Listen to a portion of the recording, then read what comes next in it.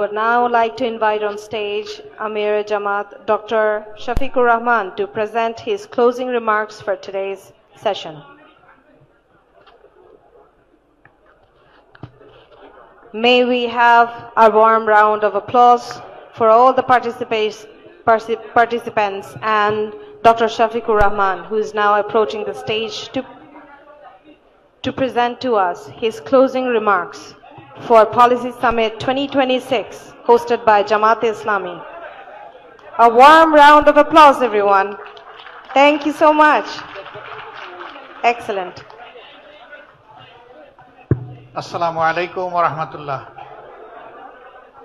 Audience দেখে মনে হচ্ছে এখন কুল্লু বাংলাদেশি, ফরেন গেস্ট নেই মনে হচ্ছে, তাই না? নাই। ওকে, তাইলে আমরা বাংলাতেই চালাই।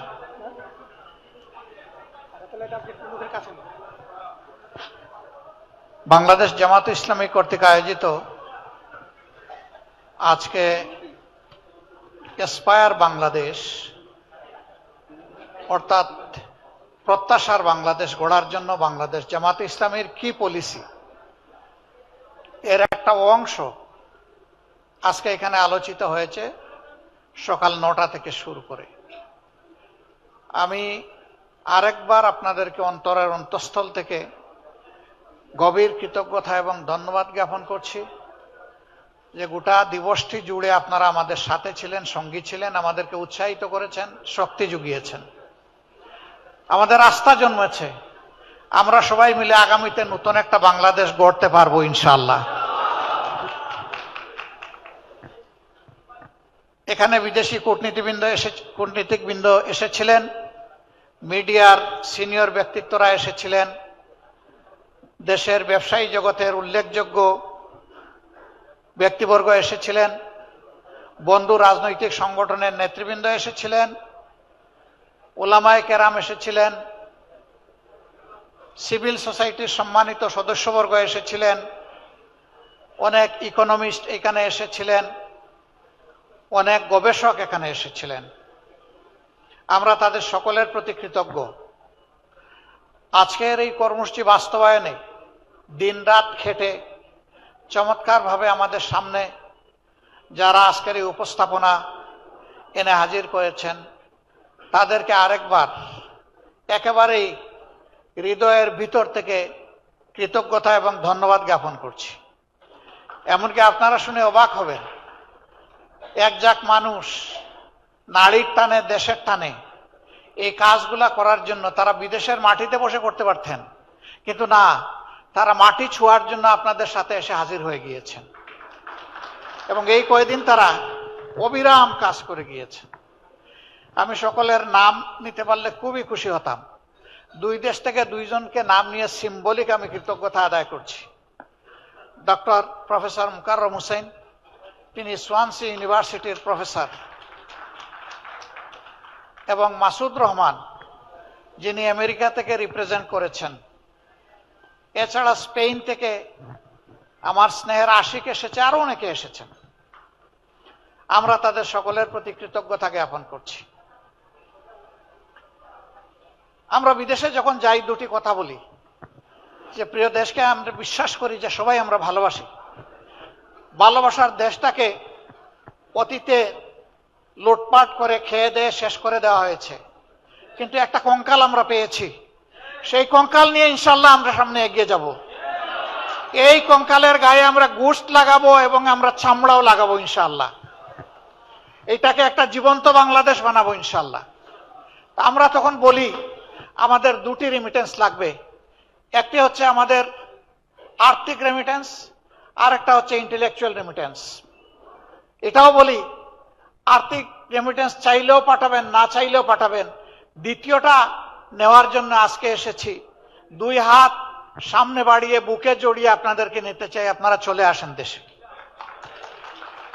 আশান্বিত হই যখন তাদের পক্ষ থেকে একদম ক্লিয়ার কমিটমেন্ট দিয়ে বলা হয় আপনারা যখনই অনুভব করবেন আমরা তখনই ডানা মেলে চলে যাব ওখানে। ধন্যবাদ আপনাদেরকে। সম্মানিত সুধীমণ্ডলী, দিবসব্যাপী এই আয়োজন বাংলাদেশ জামাতে ইসলামী আগামীর বাংলাদেশটাকে কিভাবে দেখতে চায়, গড়তে চায়, তার একটা আংশিক রিফ্লেকশন ছিল। আমি ক্ষমা চেয়ে নিচ্ছি, দাওয়াত দিয়ে আমার গল্পটা হয়ে গেছে টুনাটুনির গল্প। আপনারা সারাদিন ভরে এখানে ছিলেন, মাঝখানে বেশ ভালো সময়ের জন্য আমি উদাও হয়ে গিয়েছিলাম, কিন্তু আমি আমার কোনো ব্যক্তিগত প্রয়োজন যাইনি। আজকে যে কারণে আজকে আমরা এখানে বসতে পেরেছি, কথা বলতে পারছি, যাদের কাছে ঋণী তাদের স্মৃতিটা স্মরণ করার জন্য গিয়েছিলাম। সাবেক গণভবন, যেটাকে বাংলাদেশের ধ্বংসের কেন্দ্রস্থলে পরিণত করা হয়েছিল, সেই গণভবনকে জুলাই আন্দোলনের স্মৃতি ঘর হিসাবে গড়ে তোলা হয়েছে, মিউজিয়াম হিসাবে। মাননীয় প্রধান উপদেষ্টা আজকে আবার আমাদের এই দিনেই তিনি মহব্বত করে সেই সময়টাও রেখে দিয়েছিলেন। আমি তার কাছ থেকে এসকেপ করতে চেয়েছিলাম, তিনি কোনোভাবেই আমাকে স্পেয়ার করতে রাজি হননি, যার কারণে আমি বাধ্য হয়ে সেখানে চলে গিয়েছিলাম এবং ডেকোরাম ভায়োলেট করে, আদবের খেলাফ করে উনাকে ভিতরে রেখে আমি বাইরে হয়ে চলে এসেছি। তাও আসতে গিয়ে সারাদিন আপনাদেরকে বসিয়ে রাখতে হয়েছে। আমি আবার মাপ চেয়ে নিচ্ছি, আপনারা আমাকে ক্ষমা করে দিবেন। এটি আমার ইচ্ছাকৃত ছিল না, আমার আবেগ নয়, জাতির আবেগের প্রতি শ্রদ্ধা দেখানোর জন্য আমি গিয়েছিলাম। আমি সেই জুলাই শহীদদেরকে, আহতদেরকে, জুলাই যোদ্ধাদেরকে সবাইকে আমি আরেকবার গভীর শ্রদ্ধার সাথে স্মরণ করছি। সম্মানিত সুধীমণ্ডলী, এই বাংলাদেশ আমাদের সকলের জন্মভূমি। বাংলাদেশ ভালো থাকলে আপনিও ভালো থাকবেন, আমিও ভালো থাকবো। বাংলাদেশ ভালো না থাকলে কেউ আমরা ভালো থাকবো না। আমরা শৈশবে যে বাংলাদেশ পেয়েছি, তার আগের যে দেশটা আমরা পেয়েছি, তখনকার সামাজিক শান্তি শৃঙ্খলা এবং সৌন্দর্য যেটা ছিল, দুঃখজনক হলেও সত্য, বিশ্বের দেশগুলোর সভ্যতার সাথে তাল মিলিয়ে সামনে এগিয়ে যাচ্ছে, কিন্তু আমরা সেখান থেকে পিছিয়ে পড়েছি।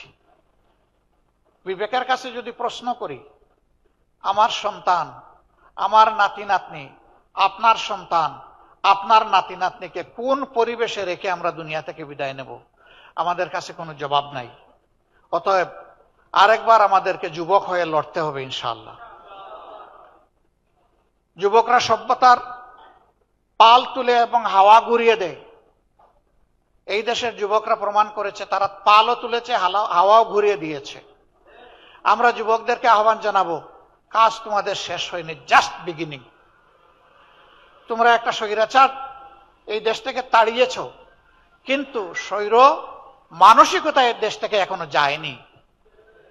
এটাকে নির্মূল না করা পর্যন্ত লড়াই অব্যাহত থাকবে ইনশাআল্লাহ।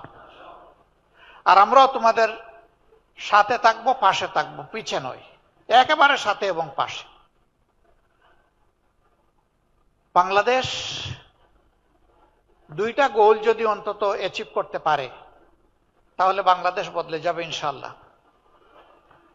একটা হচ্ছে শিক্ষার ব্যাকবোনটা যদি ঠিক করে দেওয়া যায়, প্রাইমারি থেকে শুরু করে বিশ্ববিদ্যালয়, শুরু করতে হবে প্রাইমারি থেকে। মূল ঠিক থাকলে গাছও ঠিক হবে, তার ডালপালাও ঠিক মতো গজাবে, পত্রপল্লবে ভরে উঠবে, ফুলও পাওয়া যাবে, ফলও ভোগ করা যাবে। কিন্তু মূলও যদি ঠিক না থাকে তাহলে কিছুই হবে না। এই জন্য আমাদের প্রাইমারি থেকেই আমাদের শুরু করতে হবে। আর আমরা শিক্ষার ক্ষেত্রে মাত্র ছোট্ট দুটি কথা বলছি। এই শিক্ষা হবে নৈতিকতা ভিত্তিক, আর এই শিক্ষা হবে প্রফেশনাল শিক্ষা। আমরা ওই সমস্ত বেকামা থিওরিটিক্যাল শিক্ষা এই দেশের জন্য আর একেবারেই চাচ্ছি না। ওইটাকে বিদায় করে দিতে হবে। সত্যিকারের শিক্ষা দেশে ফিরিয়ে আনতে হবে। 2 নম্বর হচ্ছে সোশ্যাল জাস্টিস। সব ক্ষেত্রে যদি ন্যায় বিচারটা প্রতিষ্ঠিত করা যায়, দুর্নীতি, লুটপাট, চাঁদাবাজি, খুন, রাহাজানি, হত্যা, ধর্ষণ, লুণ্ঠন, গুম সব কিছু নির্মূল হবে। কিন্তু বিচার যদি বিচারের জায়গায় না থাকে, তাহলে কোনো কিছুরই কোনো সমাধান করা সম্ভব নয়। এই দুইটা জায়গাটাকে নিতে হবে খুব শক্ত হাতে। এইখানে কোনো ছাড় নাই। সে বিচারের তলোয়ারে যদি আমারও কল্লা উড়ে উড়ে যাবে, কোনো অসুবিধা নেই, কিন্তু ন্যায় বিচার কায়েম হোক। ন্যায় বিচার কায়েম হতে হবে। এই বিচার কোনো ব্যক্তির পদ পদবি, তার প্রভাব প্রতিপত্তি দেখে এই বিচার আর পরিচালিত হওয়া উচিত নয়। এর কবর রচনা হয়ে সত্যিকার অর্থে justice for all and equal, সবার জন্য বিচার, সুবিচার এবং সকলের জন্য সমান বিচার, এটাই নিশ্চিত করতে হবে। এখানে কোনো ইম্পিউনিটি বলে কোনো কথা নাই, ইমিউনিটি বলেও কোনো কথা নাই। এখানে জাস্টিসকে জাস্টিসের জায়গায় নিয়ে যেতে হবে। আমরা বিশ্বাস করি রাষ্ট্রের এই দুইটা বিষয়ে যদি আমরা গুরুত্ব দিয়ে এখান থেকে শুরু করতে পারি, বাকি সকল বিষয় আমাদের অর্জন করা সম্ভব ইনশাআল্লাহ। এই যাত্রাপথে বাংলাদেশ জামাতে ইসলামী আপনাদের দোয়া ভালোবাসা পেয়েছে, সমর্থন পেয়েছে, এবং বিশেষ করে 36 জুলাইয়ের পর একটা মজলুম সংগঠনকে যেভাবে আপনারা কুলে তুলে নিয়েছেন, বুকে তুলে নিয়েছেন, হাত বাড়িয়ে দিয়েছেন, আমরা সিম্পলি আপনাদের কাছে চিরজীবনের জন্য ঋণী। প্রিয় দেশবাসী, আমাদের এমন একটা সময় ছিল আমরা আমাদের কোনো ঠিকানা খুঁজে পেতাম না।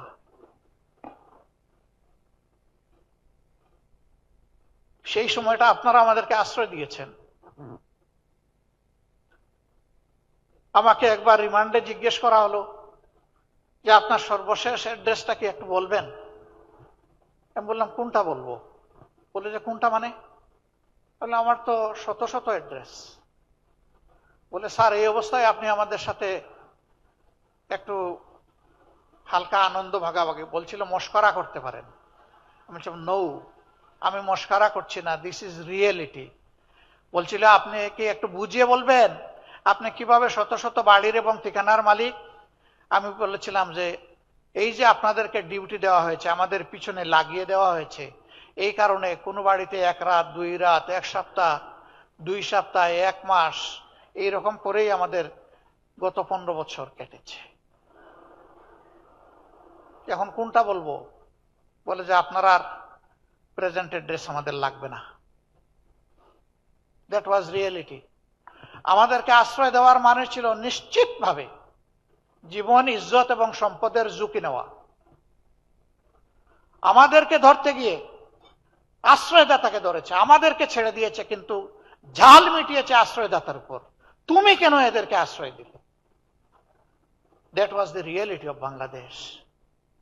এই সময় আমাদেরকে যারা আশ্রয় দিয়েছেন, আমাদের দিকে হাত বাড়িয়ে দিয়েছেন, সান্ত্বনা দিয়েছেন, সাহস জুগিয়েছেন, দোয়া করেছেন, আল্লাহ সাক্ষী আপনাদের ঋণ পরিশোধ করার কোনো শক্তি আমাদের নাই। আমরা চিরজীবনের জন্য আপনাদের কাছে কৃতজ্ঞ। মহান রবের কাছে, প্রভুর কাছে দোয়া করি এই জগতে আপনারা এই মজলুমদেরকে যেভাবে আশ্রয় দিয়েছেন, আল্লাহ যেন তার জান্নাতের কুলে আপনাদেরকে আশ্রয় দেন। প্রিয় দেশবাসী, আপনাদের এই ঋণ আমরা পরিশোধ করার জন্য সামান্য চেষ্টাই দুনিয়ায় চালাতে চাই। যে দুর্নীতি আর দুঃশাসনের কবলে চাপা পড়েছিল প্রিয় বাংলাদেশ, ওই চ্যাপ্টা বাংলাদেশ থেকে আমরা একটু টেনে উঠাতে চাই। সেদিন যেভাবে হাত বাড়িয়ে দিয়েছিলেন, আজকেও আশা করি আপনারা আমাদের দিকে হাত বাড়িয়ে দেবেন। ইনশাআল্লাহ আমরা সবাই মিলে ভালো থাকতে চাই। আমাদের সন্তানদেরকে, আগামীর প্রজন্মকে কথা দিতে চাই, ছেলে হোক মেয়ে হোক, সবার প্রতি আমাদের একই কমিটমেন্ট। আমাদের জীবনের শেষটুকু দিয়ে তোমাদেরকে একটি পরিচ্ছন্ন, একটি প্রসপারাস এবং একটি শান্তির বাংলাদেশে রেখে যেতে চাই। আল্লাহ তাআলা আমাদেরকে এই তৌফিক দান করুন। আমরা ইতিমধ্যেই ঘোষণা করেছি, রাষ্ট্রের বৈধ সকল সুযোগও যদি জনগণের ভালোবাসায় আল্লাহ তাআলা আমাদেরকে এদেশে সেবার দায়িত্ব দেন, বৈধ সকল সুযোগও আমরা গ্রহণ করব না। যা না করলেই নয়, শুধু এইটাই আমরা গ্রহণ করব। আমরা চেষ্টা করব ওগুলা গ্রহণ না করেও পারি কিনা। আমরা রাজনীতিকে পেশা হিসেবে গ্রহণ করি নাই, এই রাজনীতিকে আমরা কর্তব্য হিসেবে গ্রহণ করেছি। নেশা শব্দটা শুনতে খারাপ লাগে। নেশা মানে কোনো দিকে একেবারে সম্পূর্ণভাবে ঝুঁকে পড়া। ওই অর্থে যদি বলেন তাহলে রাজনীতি আমাদের পেশা নয়, রাজনীতি আমাদের ঝুঁকে পড়া। এবং আমরা দুনিয়ায় রাজনীতি করি না কোনো পদ পদবীর জন্য, সম্পদকে ফুলিয়ে ফাঁপিয়ে বড় করার জন্য। আমাদের রাজনীতি সার্থক হবে যদি জনগণের চোখের পানি থেমে গিয়ে টুকটের কোনায় সামান্য একটু হাসি ফুটে ওঠে।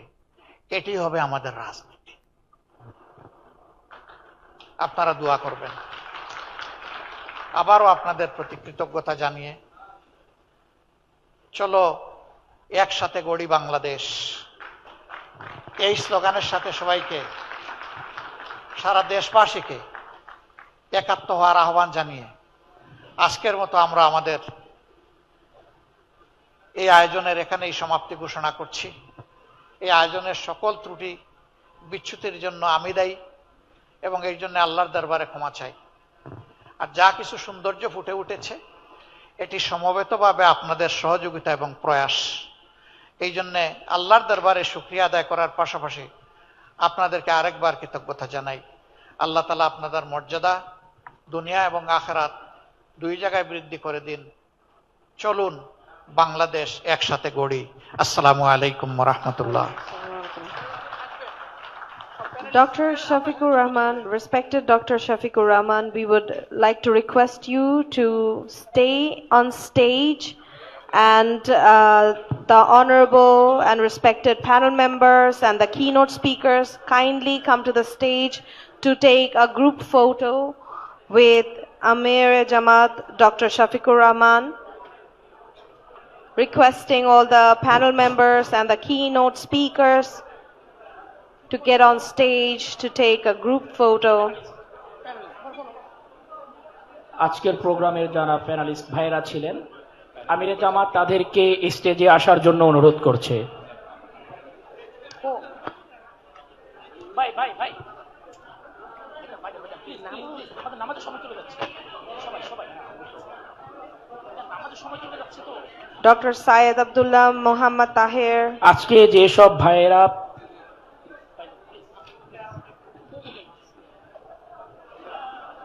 Dewan A.H. Alamgir, Shariful Alam Jinnah, Shah Alam Bakshi, Engineer Niyama Islam, সকল প্যানেল মেম্বার, সকল কিনোট স্পিকার সব সেশনে গুলোর আপনারা দয়া করে স্টেজে আসুন, আমরা একটা ছবি তুলব ডক্টর শফিকুর রহমানের সাথে।